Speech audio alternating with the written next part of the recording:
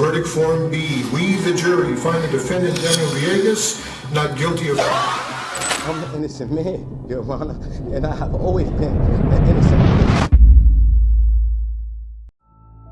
Today, we're looking at Daniel Villegas, who is sentenced to life in prison at the age of 16. John Bunn, who is convicted for a crime he never committed, and Kirsten Lobato, who fought to prove her innocence her whole life. Stay tuned as we take you through the most insane reactions of wrongful convicts finally set free. An El Paso man bringing awareness after spending nearly 20 years behind bars before being acquitted of capital murder. We are talking about Daniel Villegas, whose case made national headlines. Because we don't trust nobody. So how are you going to trust a stranger to tell your problems to? So we built it in. We got PSD.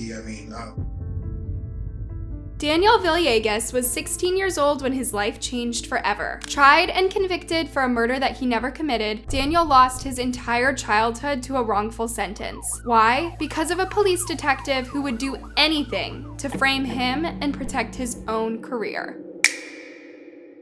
The story starts in 1993, when Daniel was an average high school student in El Paso, Texas. He came from a large family, and his loved ones described him as the loudest, funniest, and most expressive person in the room. He had never gotten himself into any trouble and did well at school. So it was a huge shock to everyone when he was arrested for the murder of 18-year-old England and 17-year-old Lazo, both of whom had been shot dead while they were walking home from a party.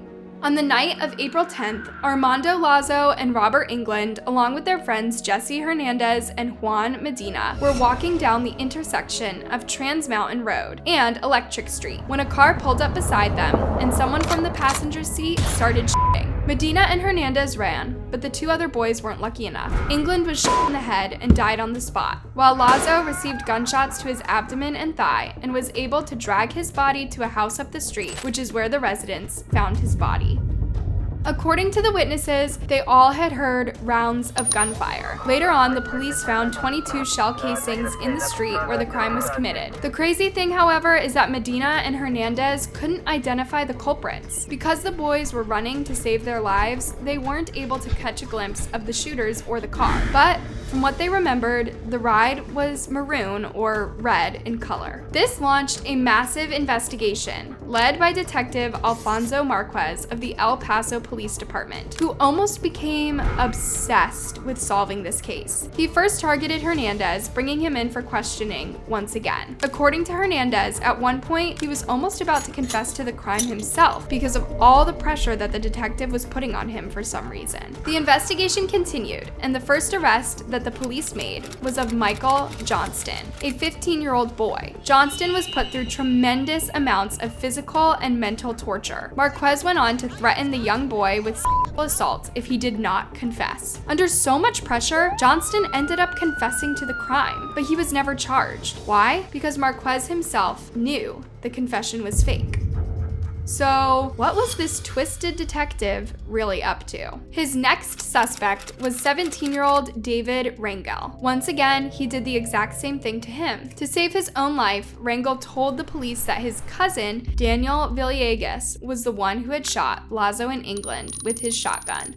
Marquez made Rangel write his statement down without using the word shotgun. Why? Because that wasn't the murder weapon. Rangel's final statement was inconsistent with the witness statements that Medina and Hernandez had given. What's more is that it also contradicted the evidence found at the crime scene. Rangel claimed that Villegas owned a black car, not a red one, and the fact that his cousin had told him that he had chased Lazo and shot him at the house too, but the police never found any shells there.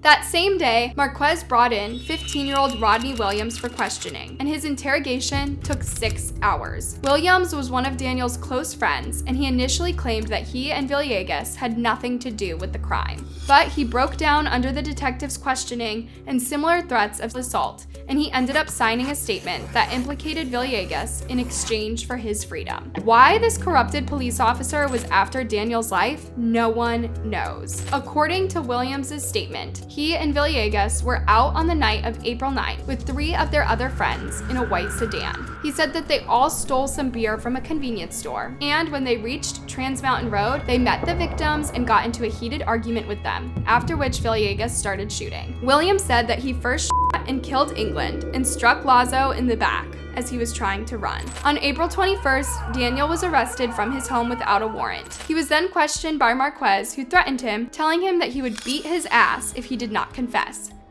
At first, Villegas claimed that Williams was the shooter, but when Marquez started physically hurting him and threatening to kill him on the electric chair, he ended up falsely confessing to the crime. And that was all it took for the detective to pin the whole thing on him.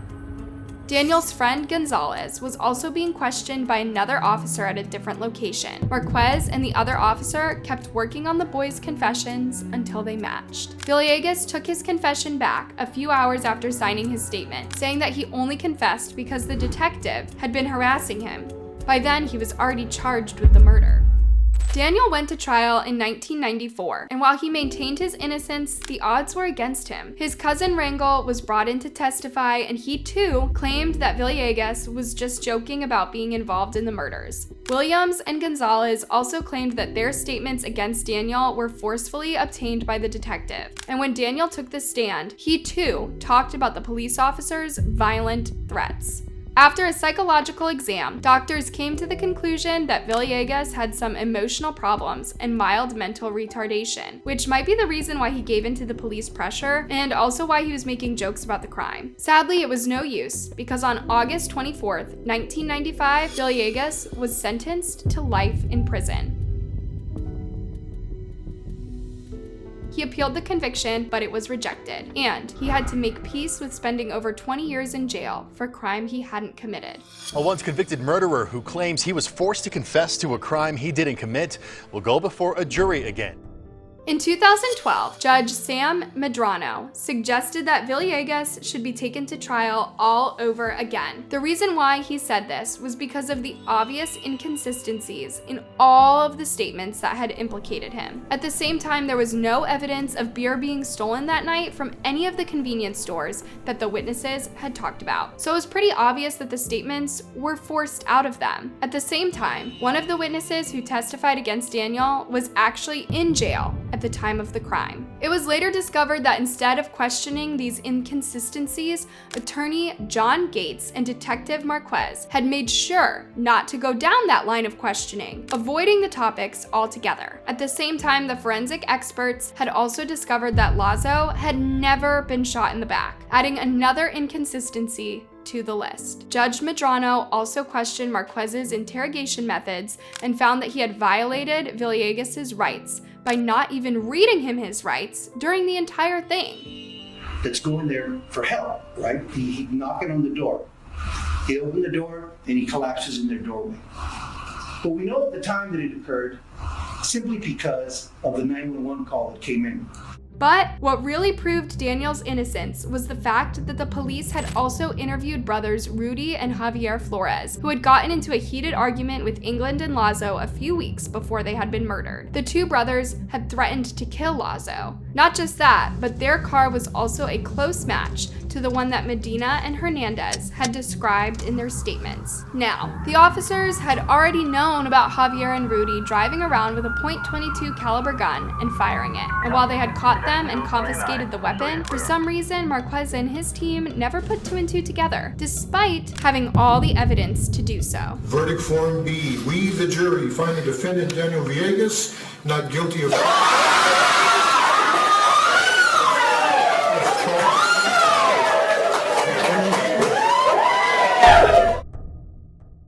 In 2018, after spending decades behind bars, Daniel's third trial ended in a full acquittal, allowing him to be the free man that he deserved to be. When he was allowed to be a free man after spending most of his life in prison, Daniel broke down uncontrollably. His attorneys had to hold him up as he kept crying, tears of happiness and relief. Villegas is now working hard to fight for all wrongfully convicted individuals and is actually suing the city of El Paso and 8 police officers officers on the grounds of them coercing a false confession from him as a teenager, and while also depriving him of his constitutional rights. The complaint also says former Detective Marquez had a lengthy disciplinary record and a history of lying, mentioning multiple examples of alleged misconduct. This is a family made up partly of faith and hope. The corrupted officer's poor training and tunnel vision led to Villegas missing the birth of his daughter and led to him developing severe mental health issues because of the physical abuse that he was subjected to by prison guards and inmates. Today, Daniel is trying to rebuild his life from scratch, but adjusting to life after jail isn't easy. He has claimed that he still receives death threats every day and finds it hard to do simple tasks like getting groceries or going to the barber. Because we don't trust nobody. So how are you gonna trust a stranger to tell your problems to? So we built it in. We got PSD. Even to get an ID is, you need a social security for an ID. You don't have a social security, you need a state Texas ID to get that. It's hell. And at UTEP, he gave an emotional account of what it has been like for him just a few years after he won his freedom. Villegas says he found himself waking up at night and knocking on walls to ensure he wasn't dreaming. He would check to see if he really was free and not in prison. And it is hard to trust others after spending so much time in jail for a crime he did not commit.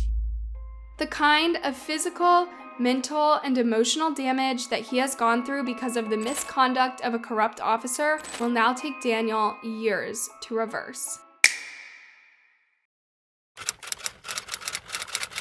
I was wrongfully accused and convicted of a crime I had no knowledge of and had nothing to do with.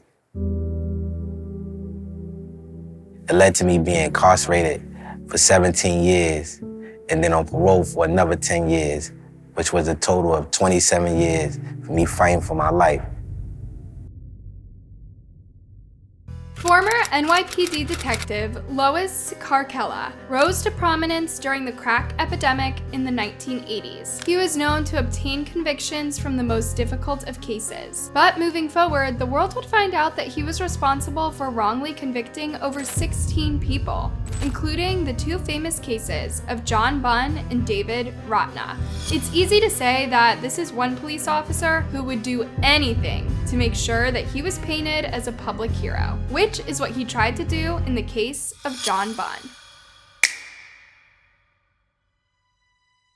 Bunn was only 14 years old when he was accused of murdering a correctional officer who happened to be a friend of Scarcella's. Later on, it would be discovered that Bunn and his friend Rosine Hargrave were wrongfully committed of the crime that led to them spending years in jail. The story takes place at 4 a.m. on August 13, 1991, when two Rikers Island corrections officers, Robert Crossan and Rolando Neisser, were shot in the middle of a robbery while they were off duty and sitting outside in a car. Neisser was shot 5 times and died instantly, while his pal Crossan was shot in the hand and managed to survive. Later on, the survivor went on to describe the robbers as two light-skinned black men in their 20s. The robbers came up to the officers on bicycles and demanded that they give up the car. When Neisser refused to do so, they started shooting at him, forcing him out of the car before stealing it and speeding off. The next day, Lois Scarcella claimed that he had received an anonymous phone call naming 17-year-old Rosine Hargrave as one of the culprits. And what's even stranger is that Scarcella ended up going to the housing project where the two men were shot and ended up running into Hargrave, arresting him then and there. The next day, he said that he had gotten another anonymous tip and arrested 14-year-old John Bunn. In the words of Bunn himself, he was at home sleeping when the shooting had taken place, and he was in his underwear eating breakfast the next morning when Scarcella and his partners broke into his house and arrested him, making him one of the many cases worked by the detective with his partner, Stephen Chimmel, all of them being thrown out because of the questionable tactics used by the two men. That's ridiculous. That is totally ridiculous. With an attorney by his side, at 68 years old, Detective Louis Scarcella repeatedly said in Brooklyn Supreme Court he couldn't remember every detail from an investigation 2 decades ago. Do you remember the Trevor Vieira homicide? know. I don't remember. Nelson Cruz has so far served 21 years in jail for the homicide. With an attorney by his side, at 68 years old, Detective Lois Scarcella repeatedly said in Brooklyn Supreme Court he couldn't remember every detail from 2 decades ago. Because of Scarcella's misconduct and personal grudges, several innocent people have spent years in jails, while the officer was free to keep perpetrating his unfair behavior on others. Then, working with Crossan, Scarcella created a photographic lineup. The survivor identified Bunn and Hargrave as the culprits, despite the fact that both of them were dark-skinned instead of his original statement regarding the shooters being light-skinned. Bunn and Hargrave were also not in their 20s, but somehow that was all dismissed and the 2 young boys were being charged with felony, murder, and assault. I kind of like gave up on like certain parts of it. Like I started feeling like, yo, you know, this is gonna be my life. Like I was bitten, you know what I'm saying? I look at it like this, like I almost let that shit become me. Like I almost became a monster. And while blood had been collected from the bicycles that the shooters had left behind, the detective made sure that no tests were performed for some reason. When the trial began, Hargrave's defense attorney tried to bring up the fact that Crossan was involved in some shady behavior, selling stolen clothing from the back of his van that he usually parked in front of the same housing project where he and his friend were attacked, but the judge refused to entertain the thought. What's even sadder though is that when Neischer's car was found, the fingerprints on it didn't match Bunn or Hargrave, but no ballistic tests were ever conducted. The trial, including the jury selection, lasted 3 days. On November 24th, 1992, Bunn and Hargrave were convicted of second-degree murder and assault. Hargrave was sentenced to 30 years to life in prison, and Bunn was sentenced to 7 years to life in prison. John Bunn has been waiting for this moment. So at this time, instead of me allowing them to steal my joy, I started an organization to help others. And I push forward with positive purpose. And that's what I try to tell y'all. And everywhere I go, I speak to the kids and I tell them, when you push for purpose, and you tie your passion to your purpose, and you don't let nobody knock you off of that, because anything is possible. If I'm here today, I made it out of a hole. I made it out of a dark hole where I used to be no hope, where no one used to care about a John Bunn. Now today, John Bunn is bigger than just me. It's about the purpose, about a cause. In 2013, the exoneration of David Rotna Hargrave filed a new motion for trial. According to Bunn, he was convicted in 1991 primarily on the testimony of the wounded jail guard, which he said was coerced by the cops. He said the officer first described the suspect as a light-skinned black man in his 20s, and Bunn is a dark-skinned 5'2" and was of course only 14 at the time. After he was declared to be a free man, Bunn broke down in tears and went over to the judge, shaking her hands and thanking her over and over again. After being sent to jail as a mere child, Bunn couldn't believe his ears when he was proven innocent from all crimes. When I was in prison, my grandmother's Jehovah Witness. You know I grew up Jehovah Witness. So me too. I always believed in I always know God is real because the way I came up, and I just know He's real. Sometimes I used to ask Him like, why me? You know what I'm saying? But when I used to write my uncle, he used to be like, yo, you know, that's a question only he can answer. But right now, I look at it different. I'm an innocent man, Your Honor, and I have always been an innocent man. Bunn also talked about how unfair it was for him to be convicted a day into the trial, despite no physical evidence linking him to the crime. According to him, the NYPD already knew that detectives, including Scarcella and Schimmel, were violating police procedures and making tainted busts. Bunn was paroled in 2009 and, in 2016, burst into tears in court when he was told he had been cleared. Today, he is using his voice to speak out against other people who have been wrongfully incarcerated for crimes they haven't committed. I needed to get my life purpose after being wrongfully incarcerated for 17 years. I was illiterate, I couldn't read at the time. But when I started to learn how to read, it changed my life, and it actually put me in a position to be empowered enough to want to fight for my innocence and for my freedom. All in all, it's crazy to imagine how a corrupted detective had led to the destruction of so many innocent lives. July 1st, 2001, a homeless man named Duran Bailey was found brutally murdered. Someone left his body in a dumpster across the street from what is now the Palms. An 18-year-old was found guilty of that crime. Kirsten Lobato was 18 years old when she was charged with the 2001 murder of Duran Bailey. For nearly 17 years after that, she had to keep fighting to prove her innocence. Here's how the story goes. On July 8, 2001, a man came across a dead body in a garbage dumpster behind a bank in Las Vegas, Nevada. It was not a pretty sight. The victim had been put through enormous amounts of torture. He had been beaten up, his face showed multiple signs of damage, 6 of his teeth were knocked out, he was stabbed many times all over his body, and finally, his throat was slashed to end his life. When the police discovered his body and ran forensic tests, it was also discovered that his rectum was slashed and his had been cut off too, which the police later found a few feet away from where the body was found. It was a heinous crime, to say the least. What's strange is that while the police were still investigating the site, a woman approached them, claiming that a man named St. Louis and Duran had assaulted her 7 days earlier, and she had a hunch that the body was his. The police later identified the man and was in fact 44-year-old Duran Bailey, known as St. Louis to his friends. The woman told the police that the man had threatened to murder her if she filed a complaint against him, but according to her words, she did report the incident to the police 3 days before his body was found. She then told the police that she had told a bunch of her male friends and neighbors about the attack and was afraid that one of them might have attacked him in retaliation. However, the detectives didn't go down that route. This was because a few days later, a juvenile probation officer heard a rumor about a woman named Kirsten Lobato.